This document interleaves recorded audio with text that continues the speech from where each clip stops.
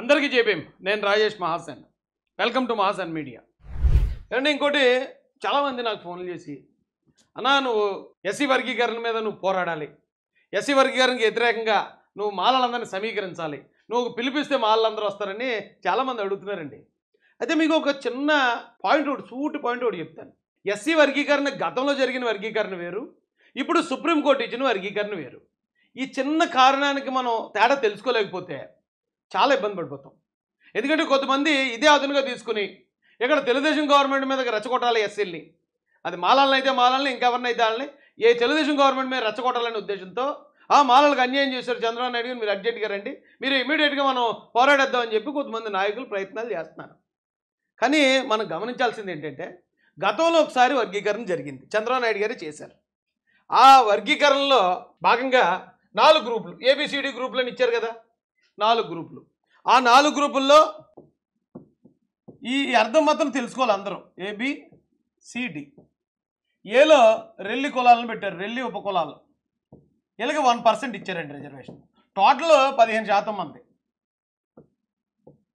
Total 15లో రెల్లికి 1%, below Madiga ఉపకులాలు వీళ్ళకి 7%, సిలో మాల ఉపకులాలు వీళ్ళకి 6%, డిలో ఆది ఆంధ్ర ఉపకులాలు వీళ్ళకి 1%. గతంలో జరిగిన వర్గీకరణ ఇలా జరిగింది. ఈ వర్గీకరణలో కూడా ఒకవేళ రెల్లి 1%లో ఆ రెల్లి కులాల్లో ఉపకులాల్లో ఆ ఉద్యోగానికి ఎవడో అర్హుడు లేకపోతే ఈ 1% కేటగిరీ బికి వచ్చేస్తుంది. అలాగే ఆది ఆంధ్రలో కూడా ఎవరైనా లేని పక్షంలో ఇది కూడా కేటగిరీ బికి వచ్చే విధంగా, అంటే కేటగిరీ సికి వర్తించవు. సో ఇక్కడ ఏం జరిగింది, ఈ వర్గీకరణ ప్రకారం చూస్తే మాలలకి ఇందులో అన్యాయం జరుగుతుంది. ఈ కారణంగా అప్పుడు మాల నాయకులు పివి రావు గారు లాంటి వాళ్ళు పెద్ద పెద్ద నాయకులు చాలా పోరాటం చేశారు, సుప్రీంకోర్టుకి వెళ్ళారు. సుప్రీంకోర్టు కూడా అప్పుడు ఇది కరెక్ట్ కాదు, ఇది వర్గీకరణ అనేది సాధ్యం కాదు, రాజ్యాంగం ప్రకారం కొట్టేయడం జరిగింది. అయితే ఇప్పుడు మళ్ళీ అదే సుప్రీంకోర్టు 7 జడ్జిలు తీర్పిస్తే 6 జడ్జిలు ఎస్ వర్గీకరణ చేసుకునే అధికారాలు రాష్ట్రాలకు ఇచ్చేయచ్చు, రాష్ట్రాలు మీరు కావాలంటే మీరు వర్గీకరణ చేసుకోవచ్చని 6 చెప్పారు. కేవలం ఒక్క జడ్జి గారు మాత్రమే ఇది రాజ్యాంగానికి విరుద్ధమని ఆవిడే తీర్పు ఇవ్వడం జరిగింది. అయితే ఇప్పుడు గతంలో జరిగిన ఈ వర్గీకరణ వన్ సైడెడ్గా బి కేటగిరీలో ఉన్న మాదిగ సోదరులకు ఎక్కువ మేలు జరిగే విధంగానే ఉంది, అది ఎవరు కాదనలేని వాస్తవం. అయితే ఇప్పుడు జరిగే వర్గీకరణ అలా లేదు, చాలా జాగ్రత్తగా గమనించాలి. ఇప్పుడు జరిగే వర్గీకరణ ఎలా ఉంది, అదే నారా చంద్రబాబు నాయుడు గారు ఏం చెప్పారండి, దామాషా ప్రకారం ఇప్పుడు ఒక జిల్లా ఉంది, ఉదాహరణకు కాకినాడ జిల్లా ఉందండి. ప్రతి జిల్లాలో ఒక యూనిట్ తీసుకుంటా అన్నాడు ఆయన. కాకినాడ జిల్లాలో మొత్తం టోటల్ 15% రిజర్వేషన్లో మాలలు కనుక మొత్తం మనం 23% ఉన్నాం కాబట్టి 22%, 23% ఉన్నాం. పోనీ అదే ఎస్సీల్లో 100%లో మాలలో ఒక 60% ఉన్నారనుకుందాం. కాకినాడ జిల్లా వరకు చెప్తున్నాను. మాదిగలు ఓ 30% ఉన్నారనుకుందాం, ఉదాహరణ అంతే అండి. ఇది రెల్లి ఒక 5%, ఆది ఆంధ్ర ఒక 5% ఉన్నారనుకుందాం అండి. ఇప్పుడు వర్గీకరణ చేస్తే ఎలా వస్తుంది 15% అంటే వీళ్ళకి 8% వచ్చింది. 8% వచ్చిన తర్వాత వీళ్ళకి వచ్చేటప్పటికి 6%, 14, వీళ్ళకి 1 అంటే ఆ జిల్లాలో ఉన్న జనసాంద్రత మీద ఆధారపడి ఉంది. ఇప్పుడు గతంలో జనాభా ప్రాతిపదికన ఇచ్చారు.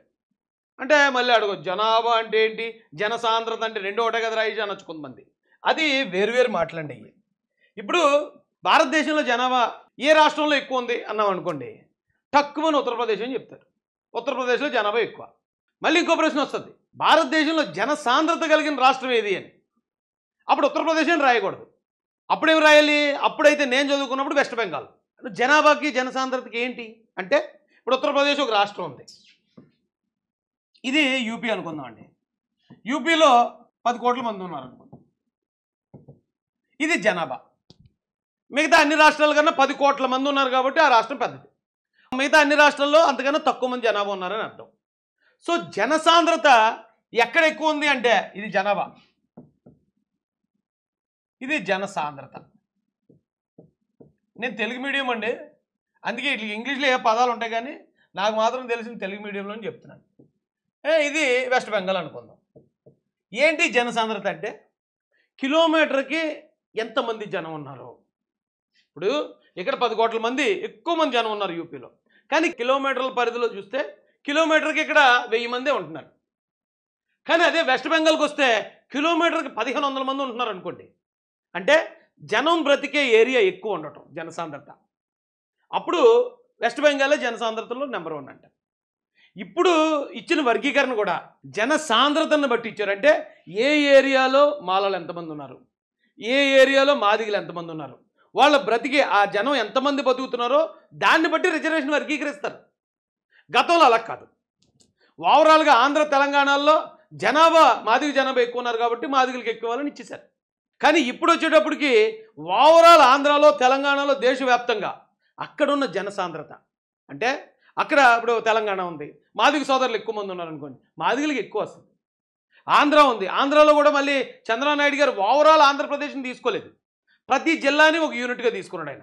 ఇప్పుడు ఈస్ట్ వెస్ట్ గోదావరి మాలలు ఎక్కువ మంది ఉంటారు, అదే మళ్ళీ అనంతపురంకి ఆ సైడ్కి వెళ్తే మాదిగలు ఎక్కువ మంది ఉంటారు. సో ఆ జిల్లాకు వచ్చేటప్పటికి మాదిగలకి పర్సెంటేజ్ ఎక్కువ ఉంటుంది, ఈ జిల్లాలకు వచ్చేటప్పటికి మాలల పర్సెంటేజ్ ఎక్కువ ఉంటుంది.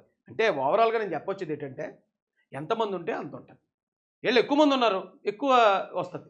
గతంలోలాగా ఒక కులానికి ఎక్కువ వచ్చే అవకాశం అయితే ఇప్పుడు లేదు, అందరికీ సమానంగా వచ్చే అవకాశం ఉంది. కానీ జాగ్రత్తగా మనం డీల్ చేస్తే ఇప్పుడు కొంతమంది నాయకులు మన ఉనికి కోసం మాలల్ని గవర్నమెంట్ మీద రెచ్చగొట్టేశారు అనుకోండి, గవర్నమెంట్కి ఎలా ఉంటుంది ఏడరేళ్ళలో. ఇంకా ఇప్పుడేగా సుప్రీంకోర్టు వచ్చింది, ఇంకా మేము ఏం విధి విధానాలు చెప్పలేదు, ఎవరెంతమంది ఉన్నారో తెలియదు, ఏమీ లేకుండా అప్పుడే చంద్రబాబు నాయుడు మీదకి వాళ్ళ మీదకి వీళ్ళ మీదకి అప్పుడే జనాలు రెచ్చగొడుతున్నారేంటి, చిరాకు వచ్చేది. ఇంకోటి కూడా తీర్పులో ఒక మంచి పాయింట్ ఒకటి చెప్పారండి. ఎస్సీ రిజర్వేషన్లో క్రిమీ లేయర్ అమలు చేయాలని justice BR Gavai, justice Vikramnath, justice Satish Chandra Sharma చెప్పారటండి. అంటే ఎస్సీలు అందరూ ఉండొచ్చు, డబ్బునోడు, మధ్యతరతోడు, పేదోడు, అంటే కటికి పేద, అడు క్రిమీ లేయర్ అంటారు దాన్ని. ఈ పేదలు ఎవరైతే ఉన్నారో వాళ్ళకి ఇవ్వండి, ఏ కులమైనా, అటు మాలవని, మాదిగవని, రెల్లవని, ఆది ఆంధ్రవని, ఎవడన్నా కానీ ఫస్ట్ పేదలు ఎందులో ఉన్నారో చూసి వాళ్ళకి ఫస్ట్ ప్రయారిటీ ఇవ్వండి అని 3 జడ్జిలు చెప్పారు. మనం కోరుకునేది కూడా అదే కోరుకోవాలి కదా. నా కులానికి ఎక్కువ కావాలి, నా కులానికి ఎక్కువ కావాలి అనుకునే దానికన్నా ఎస్సీల్లో ఉన్న కటిక పేదలు ఎవరైతే ఉన్నారో రిజర్వేషన్ వాళ్ళకి వర్తించాలని పెద్ద మనసుతో అనుకోవడం మంచిదే కదా. నిజంగా కటిక పేదరికంలో మాదిగ సోదరులు ఉంటే వాళ్ళకి ఎక్కువ ఇవ్వాలి, నిజంగా కటిక పేదరికంలో మాల సోదరులు ఉంటే వాళ్ళకి ఎక్కువ ఇవ్వాలి, రెల్లులు ఉంటే వాళ్ళకి ఇవ్వాలి, అది ఎవరుంటే వాళ్ళకి ఇవ్వాలి. రిజర్వేషన్ యొక్క ఉద్దేశం అది కదండి. అయితే కొంతమంది కొన్ని నిధులు చెప్తారండి, ఆ ఒక్క పాయింట్ చెప్పి క్లోజ్ చేస్తాను. ఎప్పుడు ఒకరికి అవకాశాలు రావాలా, అందరికీ సమానమైన అవకాశాలు వద్దా, కాబట్టి సమానమైన అవకాశాలు ఇవ్వాలంటే అని చాలామంది చెప్తున్నారండి. మరి ఇప్పుడు అన్ని రాజకీయ పార్టీలు ఉన్నాయి, ఆ పార్టీకి ఒక అధ్యక్షుడు ఉంటారు, ఆ పార్టీలో అన్ని కులాల వ్యక్తులు ఉంటారు. ఒక ప్రధానమంత్రి అవ్వాలన్నప్పుడు ఆ కులాల్లో ఒక కులానికి లేకపోతే 2 కులాలకు మాత్రం ఎందుకు ఇస్తున్నారు ప్రాధాన్యత? అరే అన్ని కులాలకి ఇవ్వాలి అవకాశం. సరే 5 సంవత్సరాలు నువ్వు చేసావు, లేకపోతే ఈ 2 సంవత్సరాలు నువ్వు ఆ 2 సంవత్సరాలు ఆ కులవస్తుడు చేస్తాడు, ఈ 2 సంవత్సరాలు ఏం చేస్తాడు ప్రధానమంత్రి పదవి. మరి అది కూడా రావాలి కదండి. మరి వర్గీకరణ అంటే అందరికీ సమాన అవకాశాలు ఇవ్వాలని కోరుకుంటే మరి ఇది కూడా వర్గీకరించాలి కదా. పెద్ద పెద్ద కాంట్రాక్టర్స్ ఉంటారు, ఆ కాంట్రాక్టర్స్లో కూడా ఎప్పుడు ఒక కులస్తులు వస్తున్నారేంటి, మీరు పలానా కులంలో కూడా కాంట్రాక్ట్ A1 కాంట్రాక్టులు తయారు చేయండి, పలానా కులం నుంచి కూడా ఈసారిగా నీకు ఈ కులానికి ఇచ్చాను ఈ కాంట్రాక్ట్, మరోసారిగా పలానా కులానికి ఇస్తాను. పెద్ద పెద్ద పదవులు కదండి, ప్రధానమంత్రి, ముఖ్యమంత్రి, అలాంటి పదవుల్లో కూడా ఇలాంటి సమానత్వం, ఇలాంటి వర్గీకరణ, అన్ని కులాలకి మేలు జరగాలనేది కూడా ఆలోచిస్తే ఇంకా మంచిది కదా. ఇంకా మంచిదని నా ఆలోచన అండి. ఏదో చిన్న బుర్రతో ఏదో చెప్తాను నేను, ఇందులో ఎవరిని విమర్శించలేదండి. మళ్ళీ రాజేష్ మాకు వ్యతిరేకంగా మాట్లాడాడు, రాజేష్కి పలానా అవకాశాలు రాకూడదు, ఇలాంటి అవకాశాలు రాకూడదని దయచేసి ఎవరో నా మీద కత్తి కట్టకండి సారు.